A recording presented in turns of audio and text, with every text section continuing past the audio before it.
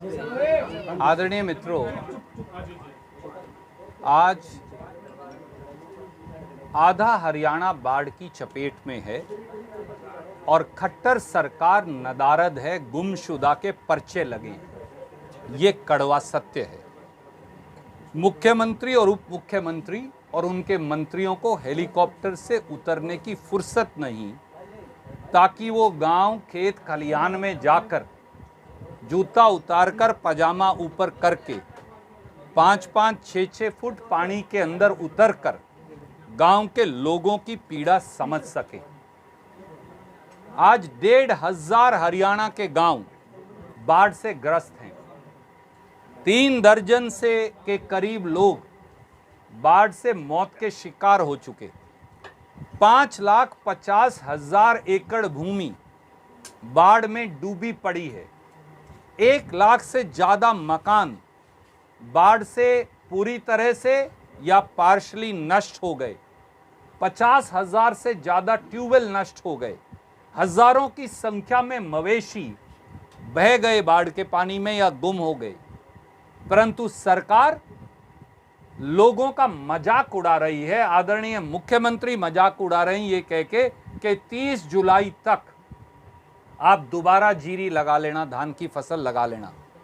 आप गवाह हैं, रतिया के क्या हालत हैं, जाखल के क्या हालात हैं, उस तरफ कैथल में गुला चीका के क्या हालात हैं, उधर कुरुक्षेत्र, करनाल, पानीपत, अंबाड़ा, यमुनानगर, पंचकुला के क्या हालात हैं। अगली गेहूं की फसल तक भी जमीन शायद गीली रह जाए और गेहूं की फसल ना लग सके।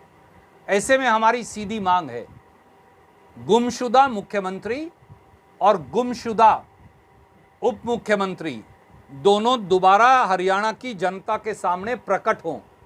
सबसे पहले बाढ़ प्रभावित इलाकों में जाएं। फतेहाबाद, टोहाना, जाखल, रतिया, सरसा, अंबाड़ा, यमुनानगर, कैथल, करनाल, पानीपत, वहां जाएं। मौके पर जाकर लोगों की समस्याएं समझें। मारकंडा नदी, मार्कंडेश्वर जी ने अपने तट बांध तोड़ दिए, घग्गर ने अपने तट बांध तोड़ दिए, यमुना के तट बांध अनेकों जगह से टूट चुके, सरस्वती जिसे हम कह देते हैं उसके तट बांध टूट चुके, और अब और घग्गर में और अब हथनीकुंड बैराज से और पानी आ रहा है, क्योंकि पिछले 48 घंटे में ऊपर बहुत बारिश हुई है और पेरीफ्री में भी बहुत बारिश हुई है। 30,000 रुपया प्रति एकड़ मुआवजा बगैर विलंब के अगले 15 दिन में इस सारी भूमि जो 5.5 लाख एकड़ है इसके लिए दिया जाए। मरने वालों को 20 लाख रुपया दिया जाए।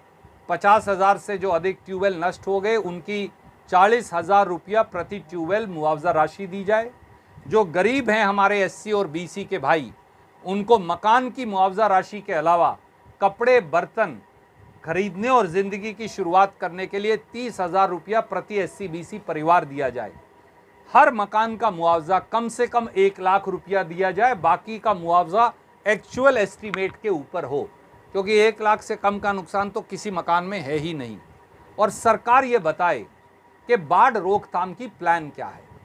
सच्चाई ये है, अगर मैं एक बात और जोड़ना चाहूं, ये प्राकृतिक आपदा तो है ही, पर यह खट्टर सरकार निर्मित आपदा भी है। ये हरियाणा में बाढ़ का प्रकोप केवल भगवान का दिया हुआ नहीं, ये खट्टर साहब और दुष्यंत चौटाला का रिटर्न गिफ्ट है हरियाणा के लोगों को, जो उन्होंने उन पर विश्वास व्यक्त करने के एवज में दिया है। पिछले 9 साल में कितनी बार फ्लड कंट्रोल बोर्ड की मीटिंग हुई, उसके चेयरमैन तो खुद खट्टर साहब हैं। उस मीटिंग में क्या क्या प्रावधान किए गए। हर बार बारिश के मौसम से 3 महीने पहले फ्लड कंट्रोल बोर्ड की बैठक होनी चाहिए, ये कानून है। उसके बाद सारे तटबंधों की स्टोन पिचिंग के लिए पैसा दिया जाना चाहिए।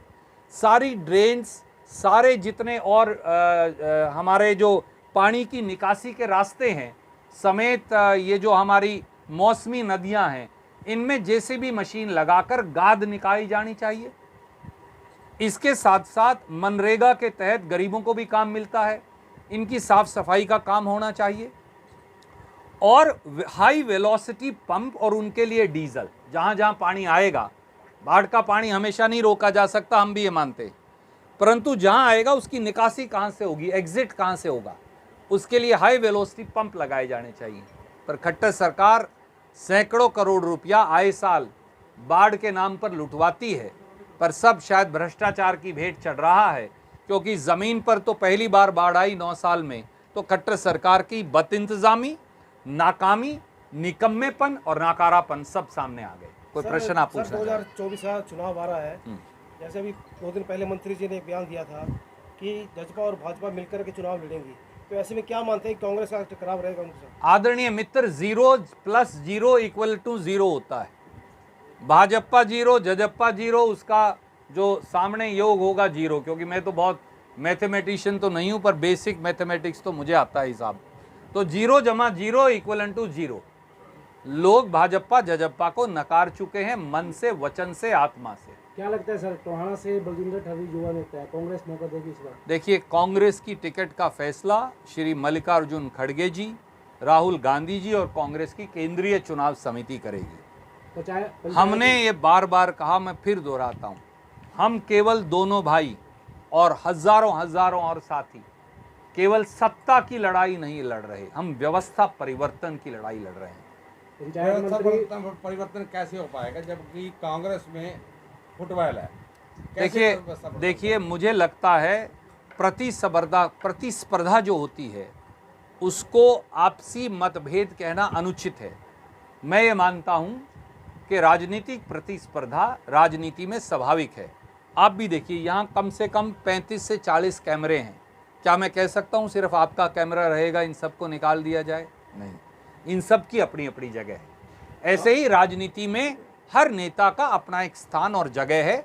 हम एक दूसरे का आदर भी करते हैं, कांग्रेस के नेतागण, और हम एक दूसरे के साथ हाथ से हाथ पकड़कर, कंधे से कंधा मिलाकर चलने में सक्षम है। हमने ये करके दिखाया। कल जो प्रदर्शन हुआ था, आपको स्वीकार करते हैं आपके कांग्रेस में प्रतिस्पर्धा है?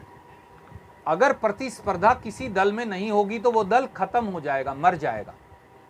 प्रतिस्पर्धा राजनीति में बदलाव का द्योतक है, सूचक है, आगे बढ़ने का रास्ता है। मैं कितनी ज्यादा सेवा कर पाऊंगा, और क्या बलजिंदर ठर्री मुझसे बेहतर सेवा कर सकता है, और क्या विनीत पूनिया जी हम दोनों से भी बेहतर सेवा कर सकते हैं, इसे राजनीतिक प्रतिस्पर्धा कहते हैं।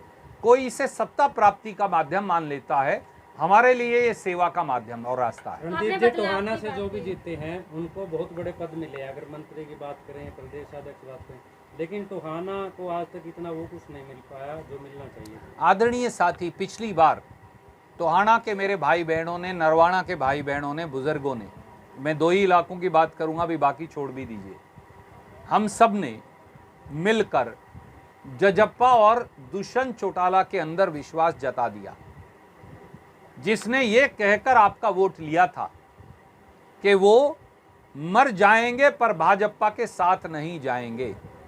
वो तो कहते थे खट्टर साहब को यमुना पार करवाएंगे, और खट्टर साहब कहते थे कि दोनों भाइयों को जेल भिजवाएंगे। पर हुआ क्या, ये लोग देख रहे हैं, और लोग भगवान हैं। वाहेगुरु परमात्मा लोगों के अंदर बसता है, और वो हमेशा न्याय करते हैं, कभी माफ नहीं करते। बहुत बहुत धन्यवाद।